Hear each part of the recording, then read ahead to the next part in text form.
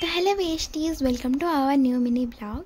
तो आज सकाल मुझे चूड़ा उड़ा खाई देकी बाहर जाइए कॉलेज। सबुदिन भाया दीदीर मोर बस पलैली कॉलेज।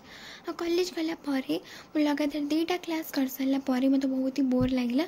तो मुझे पलैली टी कॉलेज पार्क आड़ को बुलापी। तो बुली सारापर दीदीर मोर क्लास भी पाई जाइला। तो तार मोर पलि आसलु बस को वेट करने को।